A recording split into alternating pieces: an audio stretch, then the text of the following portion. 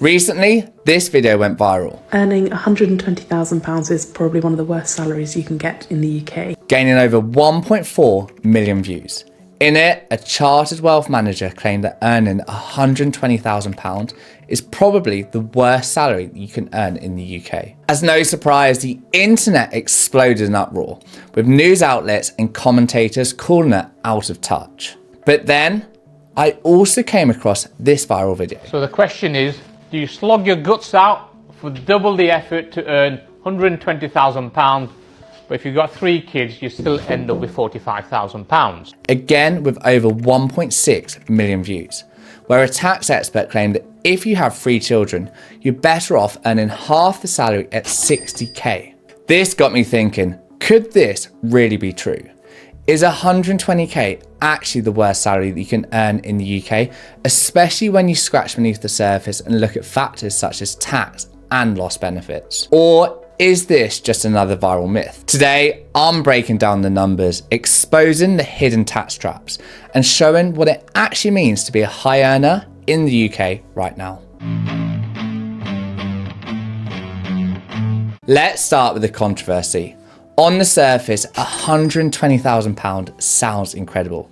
That's over 3 times the UK's median salary for full-time employers, which in 2025 is £37,430. But here's where things get weird. Once you earn over £100,000, you start to lose your personal allowance, the first £12,570 of your income that's normally tax-free. For every £2 you earn above 100k, you lose £1 of that allowance. By the time you hit 125,140, your personal allowance is totally gone. This creates what is known as the 60% tax trap, a hidden effective tax rate that hits high earners harder than you ever expected. For every extra pound you earn between 100,000 and 125,140, you're effectively paying a 60% tax on that slice of income, far more than the official additional rate of 45% for those earning above 125,140. Let's run through this with an example. Imagine you get a pay rise from 100k to 110k, a nice 10k bump. But because you lose 5k of your personal allowance, you're taxed not just on the extra 10k, but also the 5k that you've lost as tax-free income. The effective tax rate on this chunk is a whopping 60%. And remember, this is before we factor in national insurance. In 2025, you pay 2% on anything above 50,270, giving you a staggering 62% deduction on your salary between 100 and 125k. Therefore, that 10k increase only gives you an additional 3.8k in take-home pay. You might think that this only hits bankers, consultants, or CEOs. But thanks to years of frozen tax thresholds, more and more ordinary professionals are falling into the high rate tax net. The number of people earning over 100k has doubled in the last decade, including doctors, dentists, senior teachers, and IT professionals. And with frozen income tax thresholds until at least 2028, fiscal drag means even more people will get pulled into higher tax bands as wages rise with inflation. Now, let's talk about other benefits. Once you cross the 100k mark, you don't just lose your personal allowance. You also lose access to the 30 hours of free childcare for under 5s, which rolls out fully in September 2025. To qualify for this, both parents must earn less than 100k each. On top of this, the average cost of a full-time nursery for a child under 2 in England is £12,425 a year. So for 2 young children, that's nearly £25,000, enough to wipe out much of your extra salary. There's also a big predicament for entrepreneurs. As a small business owner, you're always told to grow your business, hit that next milestone.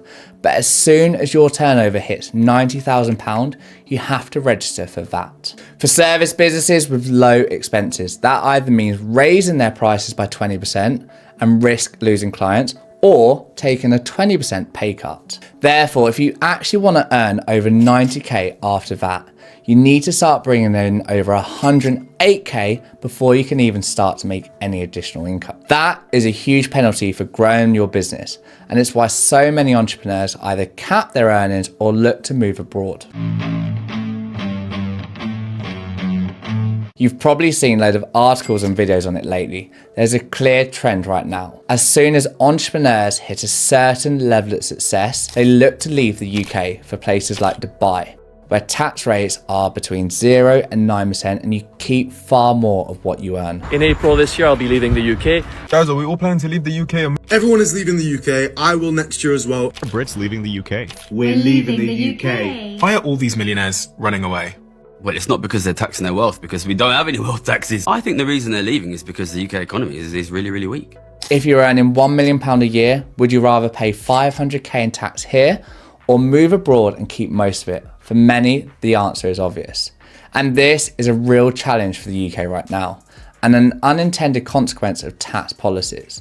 The more people that leave, the less tax revenue that there is, further exacerbating the financial black hole that Rachel Reeves has. Let's look at 3 real-world income profiles, including tax and national insurance for 2025 to 2026. So, on a 30k salary, you have a personal allowance of £12,570, with a taxable income of £17,430 at 20%. That gives you an income tax of £3,486. Then you have your NI on top at 8% on the £17,430, giving you a total of £1,394. This leaves you with a take-home net salary of £25,120 per year, or £2,093 per month.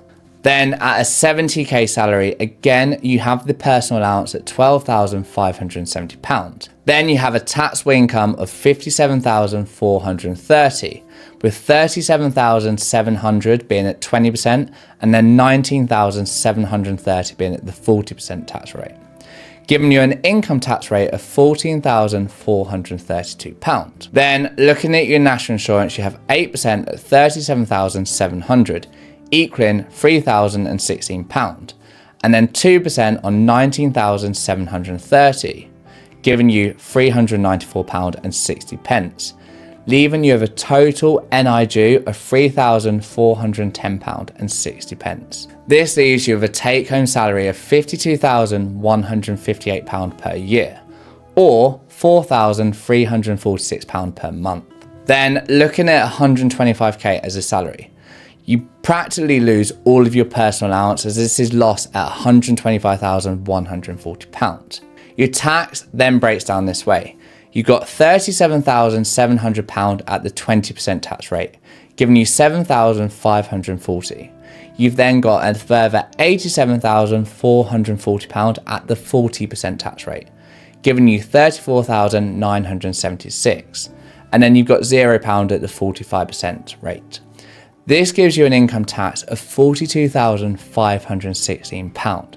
Then looking at your national insurance, you've got 8% at £37,700. Again, that's £3,016. And then you've got 2% on the £87,300, giving you a total of £1,746 there.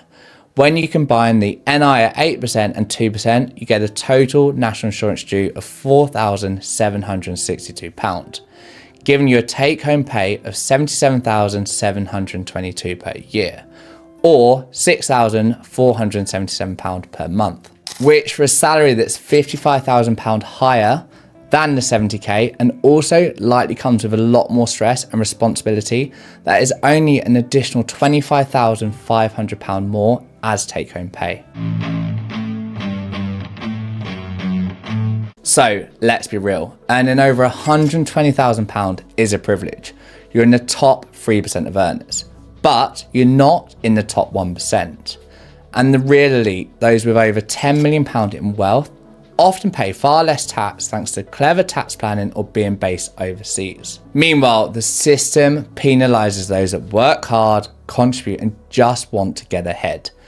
Definitely a controversial subject and hence the viral videos.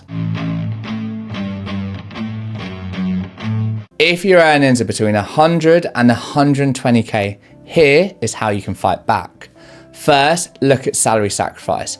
Contribute more to your pension to bring your taxable income below the 100k and keep your personal allowance. Or use other salary sacrifice schemes such as electric vehicles. Maximise your tax-free accounts, use ISAs and other allowances, and plan for the benefits.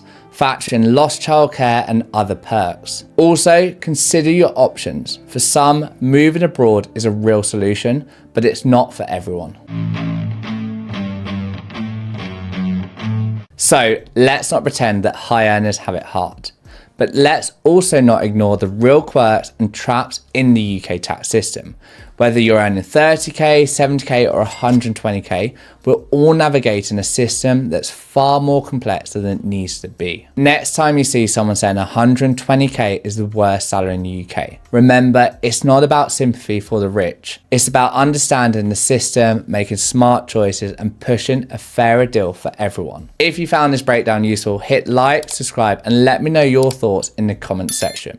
Now, if you'd like to understand the average earnings in the UK by age, industry and region, watch this video here.